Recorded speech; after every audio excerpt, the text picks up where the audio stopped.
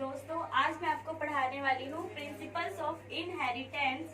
Principles of inheritance it ऐसे पढ़ाती हूँ ताकि आपको कुछ दिक्कत ना हो। तो गाइस, आपको मेरी पहली वाली वीडियोस कैसी लगी कमेंट करके जरूर बताएं मुझे। एंड वेरिएशन,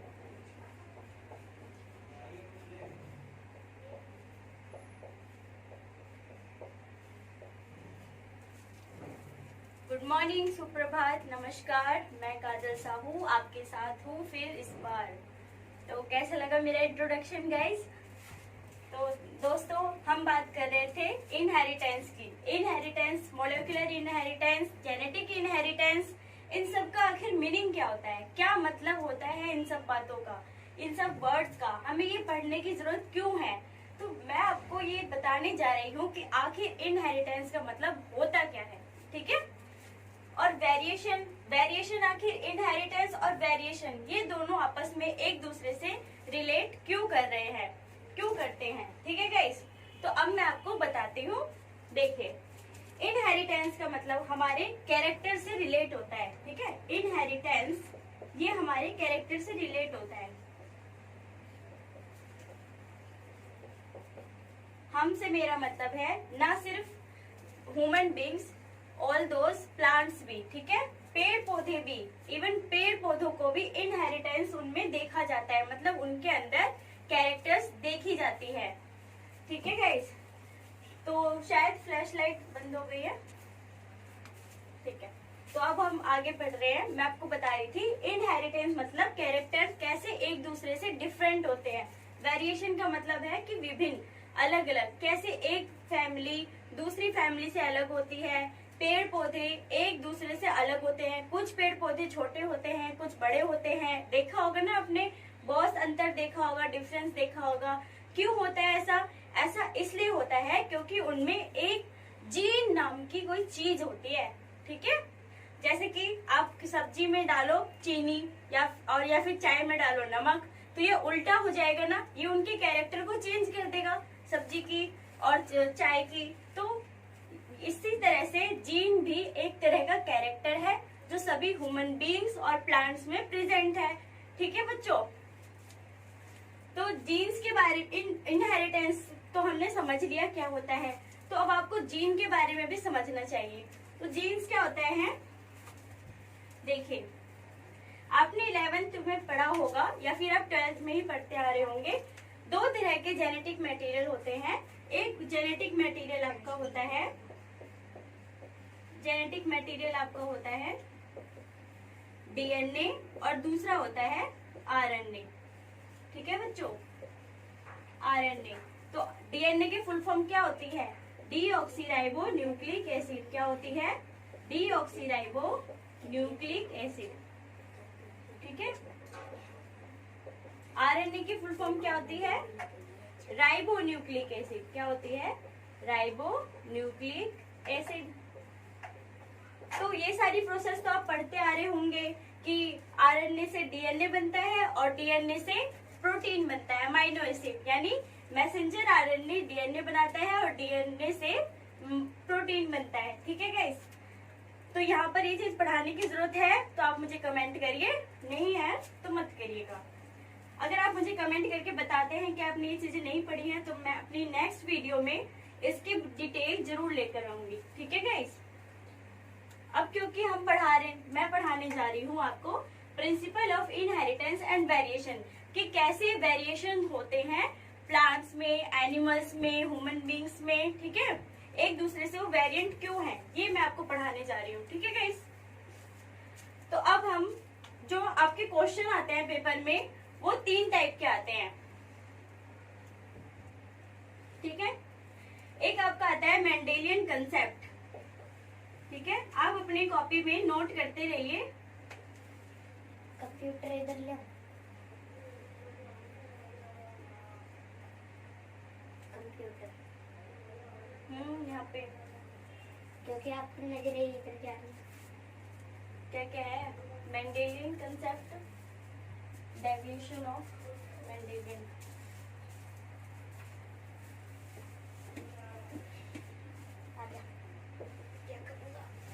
बच्चों अब हम आगे पढ़ रहे हैं। मैं आपको आगे बताती हूँ कि मैंने क्यों इनहेरिटेंस और वेरिएशन का ये कंसेप्ट लिया है आपके लिए।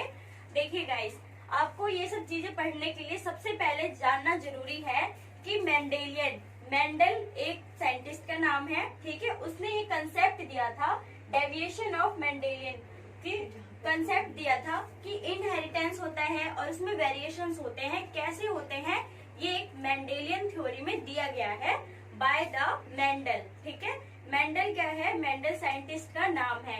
आपको ये बात हमेशा याद रखनी है, चाहे आप सोते जागते रहें, आपको एक एक चीज अपने दिमाग में पॉइंट ऑफ व्यू की तरह रट्टा लगा के रखना है, ठीक है। आप अगर ब्रश भी कर रहे हैं ना और आप नीट का एग्जाम दे रहे हैं तो आपको ब्रश करते हुए, सोते हुए, जागते हुए, इवन वॉशरूम यूज करते हुए आपको सारी चीजें रिवाइंड करनी होगी अपने माइंड में, ठीक है बच्चों। तो मैंने अभी अभी क्या लिखा है देखिए आप ध्यान से। Mendelian concept, deviation of Mendelian deviation मतलब उसकी थ्योरी क्या दी है उन्होंने, ठीक है। दूसरा हम जो टॉपिक पढ़ने वाले हैं वो हम क्रोमोसोमल थ्योरी के बेस पे पढ़ेंगे। क्रोमोसोमल थ्योरी, क्रोमोसोम ये किससे रिलेट है? क्रोमोसोम से रिलेट है। आपको तो गाइस पता ही होगा कि क्रोमोसोम्स 2 टाइप्स के होते हैं, एक्स और वाई, ठीक है। चलिए मैं आपको लिख के समझाती हूँ बच्चों। आपने ये उतार लिया, आपने स्क्रीनशॉट ले लिया इस कंसेप्ट का, जो टॉपिक हम पढ़ाने वाले हैं। अब हम नेक्स्ट पे जाते हैं। मैं इसको रफ कर दूं, ऊपर से रफ कर देती हूँ, क्योंकि मैं आपको बताने वाली हूँ कि क्रोमोसोम्स डिफरेंट कैसे होता है एक दूसरे से। नहीं तो कैसे डिफरेंट होता है एक दूसरे से, ठीक है। तो क्रोमोसोम देखिए, क्रोमोसोम 2 टाइप का होता है, एक एक्स होता है और एक वाई होता है, ठीक है। ये क्रोमोसोम एक्स और वाई सिर्फ और सिर्फ मेल में पाए जाते हैं, सिर्फ और सिर्फ मेल में ये होते हैं क्रोमोसोम, ठीक है गाइस। मेल में कौन से क्रोमोसोम्स होते हैं? एक्स और वाई। चाहे बच्चा 9th में हो, चाहे 10th में हो, चाहे 11th में हो, या 12th में हो, या ग्रेजुएशन कर रहा हो, या मास्टर डिग्री कर रहा हो, उसे ये बात अच्छे से पता होनी चाहिए कि एक्स वाई मेल क्रोमोसोम्स है। क्या है? मेल क्रोमोसोम्स, ठीक है। और एक्स एक्स नेक्स्ट है, ये तो फर्स्ट हो गया। नेक्स्ट है बच्चों, तुम भी सीखो। नेक्स्ट है एक्स एक्स, ये है फीमेल क्रोमोसोम। ये कौन सा क्रोमोसोम है? फीमेल क्रोमोसोम, ठीक है। इसको बोलते हैं फीमेल क्रोमोसोम। क्या बोलते हैं? फीमेल क्रोमोसोम, ठीक है बच्चों। तो देखिए, इजी लग रहा है आपको कि नहीं लग रहा? मैंने अभी कितनी छोटी सी बात आपको कितनी जल्दी समझा दिया, है ना। तो सेक्स डिटरमिनेशन और म्यूटेशन पढ़ेंगे हम। देखिए, सेक्स डिटरमिनेशन मतलब कि कैसे उनका डिटरमिनेशन किया जाता है, और म्यूटेशन का मतलब होता है कि उनमें चेंजेस, अगर एक्स वाई या वाई एक्स हो जाए, या एक्स एक्स के साथ एक और एक्स आ जाए, या फिर एक्स वाई के साथ एक और वाई आ जाए, तो इसको क्या बोलते हैं? म्यूटेशन बोलते हैं। मतलब कि अपनी तो क्वालिटी उसमें है ही जीन्स के अंदर, लेकिन वो किसी और क्वालिटी को भी अडेप्ट कर ले, तो उसको क्या बोलते हैं? म्यूटेशन। क्या बोलते हैं? म्यूटेशन, ठीक है। तो बच्चों, मैं इसे चेंज कर रही हूँ। अब हम नेक्स्ट टॉपिक पे चलते हैं, ठीक है। क्या हम देख रहे थे पेडिग्री। नेक्स्ट टॉपिक है हमारा pedigree, Hardy Weinberg type of trait genetic disorder, ठीक है। पेडिग्री मतलब कि कैसे चेंजेस आ जाते हैं लोगों में, मतलब बच्चों में। आपने देखा होगा ना कि कुछ बच्चे आपसे थोड़े डिफरेंट होते हैं, थोड़े फिजिकली मेंटली डिस्टर्ब होते हैं, या फिर वो कुछ ज्यादा ही आपसे ज्यादा एक्सपर्ट भी होते हैं, है ना। तो ये सब ट्रेट की वजह से होता है। तो ये कंसेप्ट आपका दिया था हार्डी वेनबर्ग ने। ये कंसेप्ट किसने दिया था आपको? हमें हार्डी वेनबर्ग ने दिया है, और इसी को क्या बोला जाता है? Genetic disorder. ये जो कंसेप्ट दिया है पेडिग्री की हार्डी वेनबर्ग ने, उसे क्या दिया है? Genetic disorder. कि आखिर जेनेटिक डिसऑर्डर होता कैसे है। आपने देखा होगा किसी की हाइट कम होती है, किसी की ज्यादा होती है ना। कुछ किसी की 6 उंगलियां होती है, किसी की 5 उंगलियां होती है कि नहीं, है ना। तो ये सब जीन्स की वजह से होता है बच्चों। किसी के सर पे बाल होते हैं, किसी के नहीं होते, है ना बच्चों। तो अब हम बेसिक इंट्रोडक्शन पे चलते हैं।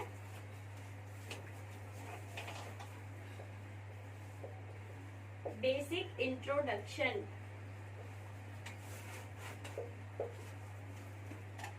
देखिए मैं आपको यहाँ पे डेफिनेशन तो बताने वाली नहीं हूँ कि जेनेटिक्स की डेफिनेशन क्या होती है या फिर मेंडेलियन कंसेप्ट की डेफिनेशन क्या होती है, क्रॉस क्या होता है, क्वेश्चंस क्रॉस वगैरह, ये सब मैं आपको भी इंट्रोडक्शन दे रही हूँ कि मैं आपको क्या क्या पढ़ाने वाली हूँ। ठीक है, ये मत सोचना कि मैं ये लिख रही हूँ तो इसका मैं डेफिनेशन लिखने वाली हूँ, नहीं, मैं आपको कंसेप्ट क्लियर करा रही हूँ, आपको छोटी छोटी चीजें बता रही हूँ। ठीक है, क्योंकि अब ये टाइम है आपको चीजें याद करने का, रिवाइंड करने का। ठीक है, जेनेटिक्स, उसके बाद हम आगे नेक्स्ट टॉपिक पढ़ेंगे मेंडेलियन कंसेप्ट।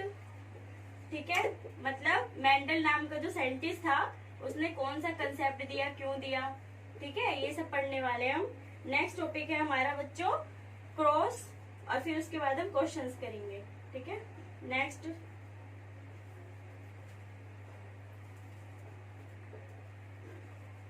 ठीक है, तो बच्चों ऐसे ही हंसते हंसते कट जाएंगे रास्ते।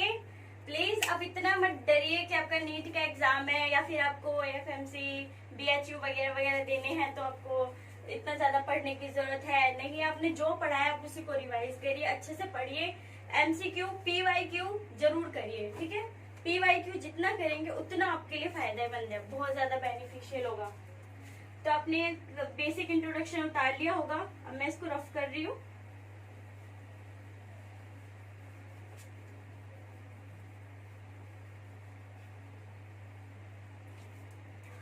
तो गाइस अब मैं आपको बताती हूँ कि पेरेंट में, मतलब मैं आपको जेनेटिक्स के बारे में बता रही हूँ। ठीक है,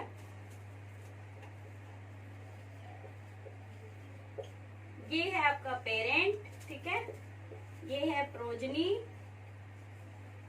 कुछ बच्चे इसे प्रोगनी कंसेप्ट प्रोनाउंस करते हैं। ठीक है, इनहेरिटेंस क्या होता है और हेरिडिटी क्या होती है ये आपको बहुत अच्छे से जानना है।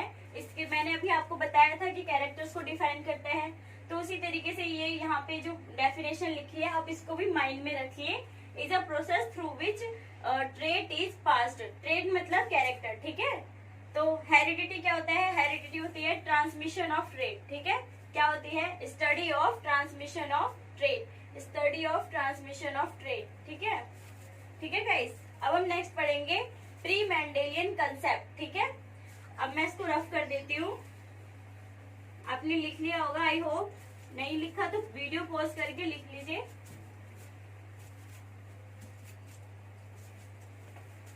तो अब हम पढ़ रहे जा रहे हैं प्री मेंडेलियन कंसेप्ट। ठीक है, प्री मेंडेलियन कंसेप्ट।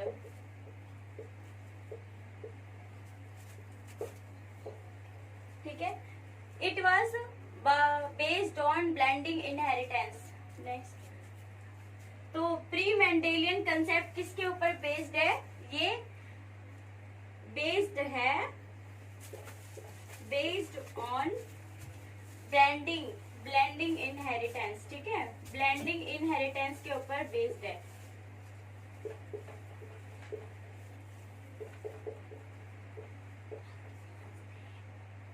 ठीक है, प्री मेंडेलियन कंसेप्ट आपका ब्लेंडिंग इनहेरिटेंस पे बेस्ड है। इसमें क्या होता है, ह्यूमंस जेनेटिक्स का यूज करते हैं। ठीक है, जैसे कि 8000 BC टू 1000 BC से ये चल। दोस्तों अब मैं आपको बता रही थी इनहेरिटेंस के बारे में, कंसेप्ट के बारे में, मेंडल के कंसेप्ट के बारे में जो मेंडल ने दिया है। ठीक है, मेंडल ने प्री मेंडेलियन कंसेप्ट दिया, ये बेस्ड है ब्लेंडिंग पे। किस पे बेस्ड है, ब्लेंडिंग पे। ठीक है, ब्लेंडिंग इनहेरिटेंस पे बेस्ड है मेंडेलियन कंसेप्ट, मतलब कि एक जीन से दूसरे जीन का फॉर्मेशन करना। ठीक है, ब्लेंडिंग में तो यही होता है ना, जैसे किसी का जर्म प्लाज्म ले लिया, आप जानते हैं ना जर्म प्लाज्म क्या होता है बच्चों, जैसे कि प्रोटोप्लाज्म को ही जर्म प्लाज्म बोला जाता है। ठीक है, क्यों बोला जाता है, और वैसे प्रोटोप्लाज्म क्या होता है, प्रोटोप्लाज्म बेसिक यूनिट है सेल का। ठीक है, जिससे सेल डेवलप हुआ, जिससे पूरी सेल बॉडी बनी। एक चीज आपको हमेशा याद रखनी होगी, देखो बच्चों आप भी देखो, सेल से क्या बनता है, सेल से बनता है आपका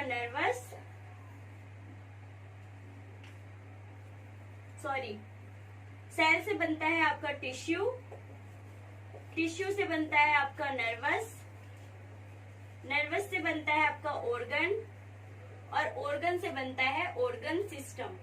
ठीक है बच्चों, ऑर्गन से क्या बनता है? Organ system. ये चीजें आपको जिंदगी भर याद रखनी है। ठीक है, ठीक है। और सेल किससे बना है? जर्म प्लाज्म से। किससे बना है? जर्म प्लाज्म से। ठीक है, आया ना समझ में? अच्छा सोचो, आटा किससे बना है? गेहूं से। गेहूं भी तो किसी चीज से बना होगा, है ना?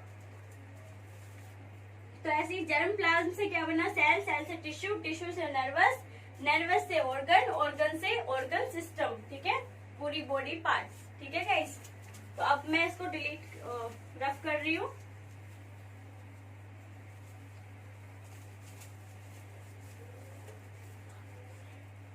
मैं ये पूरा रफ कर रही हूँ क्योंकि अब हमें प्रिंसिपल ऑफ इनहेरिटेंस पढ़ाना है, जो कि हाइब्रिडाइजेशन पे बेस्ड है।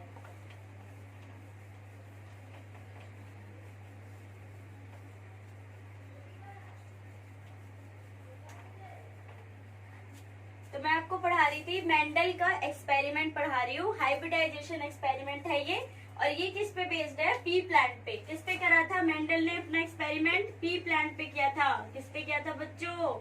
मेंडल ने एक्सपेरिमेंट किया था पी प्लांट पे। किस पे किया था? पी प्लांट, यानी मटर का पौधा। समझे? इस पे एक्सपेरिमेंट करके देखा था इसने। ठीक है, और इस एक्सपेरिमेंट को क्या बोला जाता है? हाइब्रिडाइजेशन। क्या बोला जाता है? हाइब्रिडाइजेशन। और हाइब्रिडाइजेशन का मतलब क्या होता है? ये वर्ड निकला है आपका हाइब्रिड से। किससे निकला है? हाइब्रिड से। हाइब्रिड में क्या किया जाता है? एक जीन को लेके दूसरे जीन के साथ ट्रांसफर किया जाता है। ठीक है, उसको बोलते हैं हाइब्रिड करना। ठीक है, तो यानी जर्म प्लाज्म लिया किसी का और फिर ब्लेंडिंग की, हाइब्रिडाइजेशन किया। ठीक है, तो ये किस पे किया? मेंडल ने पी प्लांट पे किया। किस पे किया? पी प्लांट पे किया। ठीक है, अब हम हाइब्रिडाइजेशन एक्सपेरिमेंट करेंगे। नेक्स्ट तो मेंडल ने क्या लिया था? मेंडल ने हाइब्रिडाइजेशन करने के लिए बाइसेक्सुअल फ्लावर लिया था। ठीक है, बाइसेक्सुअल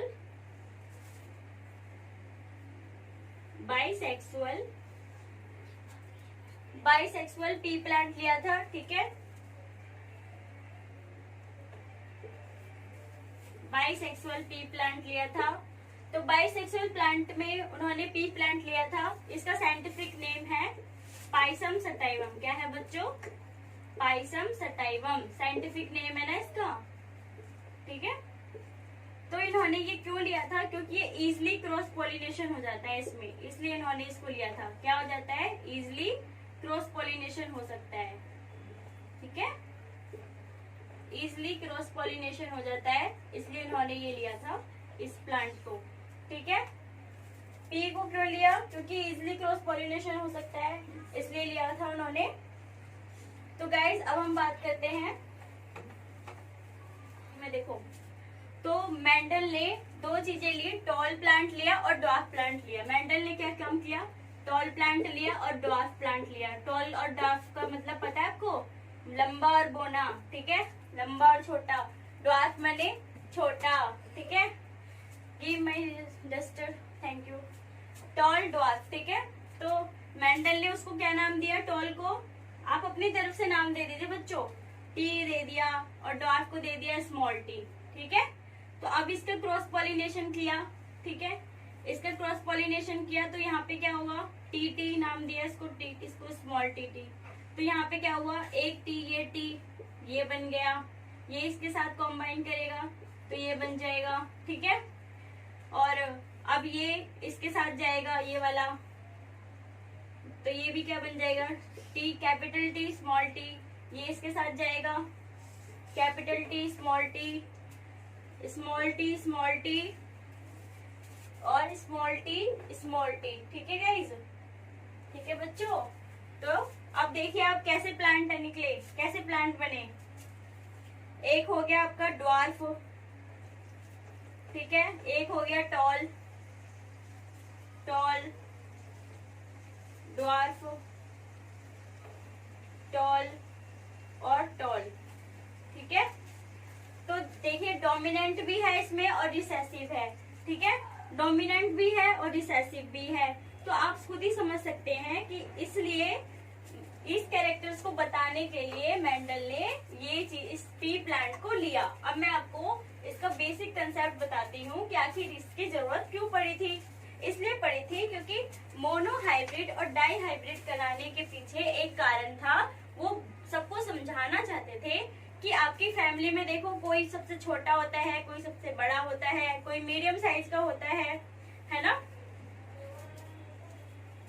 पानी देना वो तो कोई लड़का भी बुला रहा है उससे। वो लड़का परसों बुलाएगा, कुछ की भाग गया ना।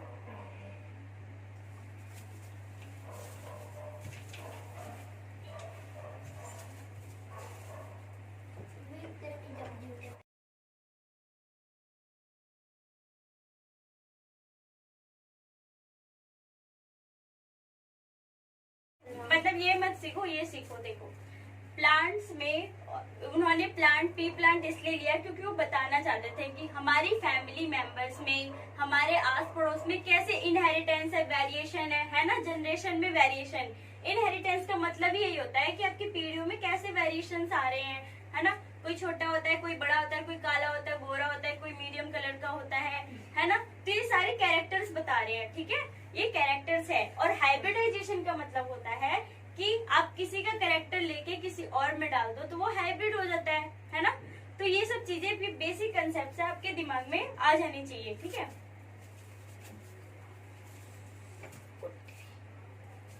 अरे यार मैं नीचे क्यों बैठ गई, दोबारा बोलना पड़ेगा ना। आप खड़े मुझे साइड से जाना चाहिए था।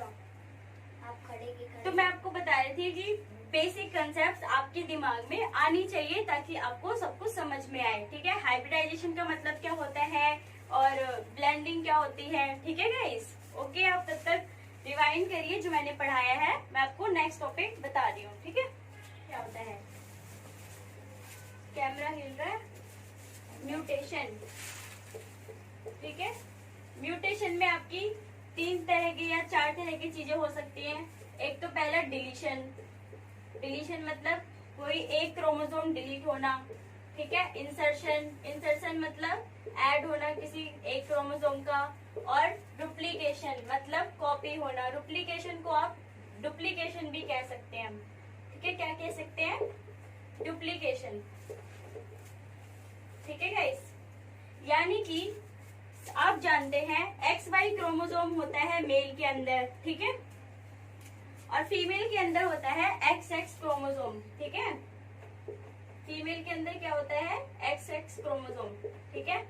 अगर ध्यान से सुनो बच्चों, ये आपके लिए बहुत ज्यादा इम्पोर्टेंट है। अगर जैसे आपको पता है एक X यहाँ से आएगा और एक X यहाँ से आएगा, मतलब एक क्रोमोसोम अगर यहाँ से आया, दूसरा क्रोमोसोम X अगर यहाँ से आया तो क्या बनेगा, XX। मतलब बेबी कैसा होगा, गर्ल। बेबी कौन सी होगी, गर्ल बेबी, ठीक है गाइस। अगर यहाँ से Y आया, Y क्रोमोसोम, और यहाँ से X क्रोमोसोम आया तो XY क्रोमोसोम बनेगा, तो बेबी कैसा होगा, बॉय। कैसा बेबी होगा, बॉय, ठीक है गाइस। अब इन्हीं चीजों में एक गलती हो जाती है, म्यूटेशन हो जाता है कई बार, ठीक है। क्या होता है, म्यूटेशन हो जाता है। म्यूटेशन में मतलब या तो आना था, यहाँ से आना था X, और यहाँ से आना था X। अब ये X नहीं आया यहाँ पे, ठीक है। तो यानी जो बेबी गर्ल होनी थी तो वो कैसी हो जाएगी, वो म्यूटेशन बेबी हो जाएगी, ठीक है। डिसऑर्डर, जेनेटिक डिसऑर्डर होगा उसके अंदर, ठीक है गाइस। समझ में आया मेरी बात की मैं क्या कहना चाह रही हूँ, ठीक है। अब अगर यहाँ से XY आ गया, ठीक है, बेबी बॉय होने वाला था लेकिन वहां से X और आ गया, तो अब सोचो कि XX कैरेक्टर हो गए तो किसके होते हैं, गर्ल के होते हैं, है ना। तो यानी कि अब वो बेबी कैसा होने वाला है, बॉय एंड गर्ल, ठीक है। होगा वो बॉय लेकिन उसके अंदर कैरेक्टर कैसे होंगे, गर्ल के, ठीक है। तो ये होती है म्यूटेशन, ठीक है ना। ये बहुत फतेह की बात। तो लाओ 100 करोड़ रुपए दो मेरे, 100 करोड़ रुपए की बात थी, थी ना कहीं 100 करोड़ रुपए की बात, लाओ दो। 100 करोड़ नहीं तो अब मेरे 100 करोड़ व्यूअर्स कर दो, ठीक है।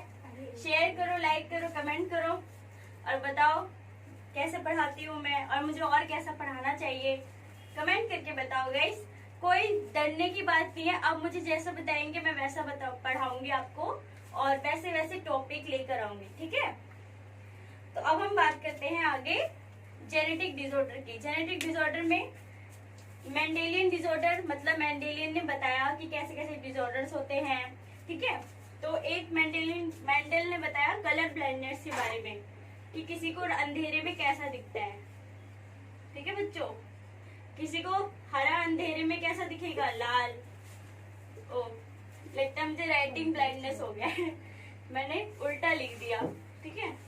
कोई नहीं, रेड दिखता है ग्रीन, ग्रीन दिखता है रेड, ऐसा हो जाता है, ठीक है। रिवर्स प्रोसेस, ठीक है। अंधेरे में किसी को रेड ग्रीन दिखता है, किसी को ग्रीन रेड दिखता है, ठीक है। तो क्यों होता है ये, एक्स क्रोमोसोम्स की वजह से होता है, ठीक है। ये तो इसलिए इसको जेनेटिक डिसऑर्डर या फिर क्रोमोसोमल डिसऑर्डर बोलते हैं, ठीक है बच्चों। ठीक है, तो मेरी वीडियो देखते देखते जिन बच्चों को नींद आ रही थी अब उनकी नींद खुल चुकी है, अब वो एंजॉय कर रहे हैं।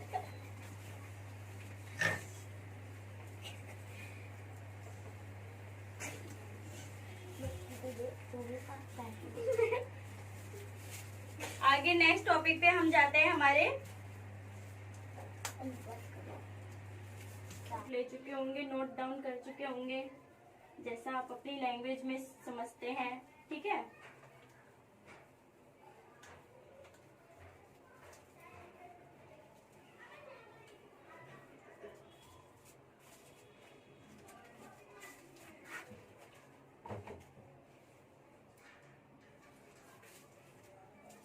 तो अब हम बात करेंगे सिक्कल सेल एनीमिया की, कि सिक्कल सेल एनीमिया में क्या होता है आखिर, ठीक है।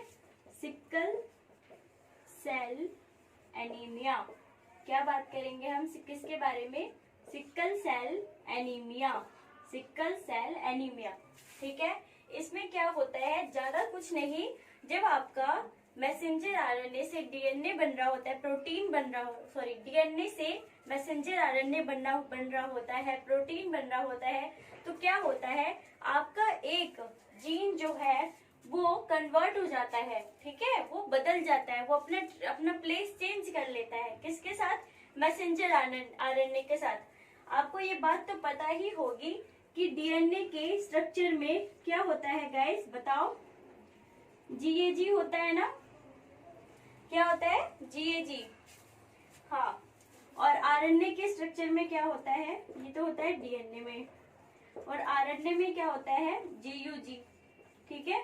तो बस यही चीज हो जाती है यहाँ पे, क्या होता है, देखो डीएनए में जीएजी, तो गाइनोसिन, एडिनोसिन और गाइनोसिन, ठीक है, ये तीनों चीजें मिलकर अमाइनो एसिड का फॉर्मेशन करते हैं, यानी कि प्रोटीन का। आरएनए में क्या होता है, जब ये आरएनए मतलब प्रोटीन में बनने जाता है तो ये क्या काम करता है, ये यूजी बना देता है, ठीक है, ए की जगह रिप्लेसमेंट हो जाती है यू की, ठीक है, तो यानी यूरेसिल बन जाता है, ठीक है, यूरेसिल।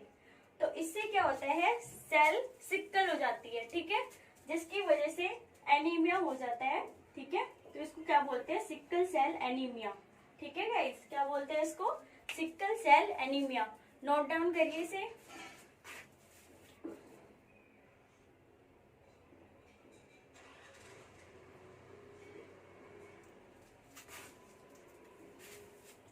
तो ठीक है गाइस, अब आपको हीमोफीलिया का एग्जाम्पल मैंने बताया था, वैसे हीमोफीलिया ना क्वीन विक्टोरिया को भी हुआ था, ठीक है। उसमें क्या होता है कि अगर आपको ब्लड आना शुरू हो जाए तो ब्लड आता ही रहता है, क्लोटिंग नहीं होती, ठीक है। तो अब हम नेक्स्ट वीडियो में मिलेंगे अपनी मैं आपके लिए नेक्स्ट वीडियो लेकर आऊंगी फिनाइल कीटोनूरिया और थैलेसीमिया और क्रोमोसोमल डिसऑर्डर्स, ठीक है गाइस। तो आप जब तक इसको रिवाइंड करिए और आप अगर चाहें तो मैं आपके लिए नीट के एग्जाम के लिए क्वेश्चंस के साथ बेसिक कंसेप्ट्स भी लेकर आती हूँ। ठीक है गाइस, तो आप मुझे कमेंट करके बताएं आपको कैसी लगी वीडियो। फिर मैं आपके लिए नेक्स्ट कंसेप्ट यानी फिनाइलकीटोनुरिया, थैलीसीमिया, पॉलीपोडी, डाइपोप्लोडी जो आपकी क्रोमोसोमल डिसऑर्डर्स में आते हैं, ये सब क्या होते हैं, इसके बारे में फुल डिटेल दे सकूं। ठीक है, तो बाय, टाटा, टेक केयर, अपना ध्यान रखिए, अपने साथ साथ अपने घर वालों का भी। तो बाय, फिर मिलेंगे, बाय।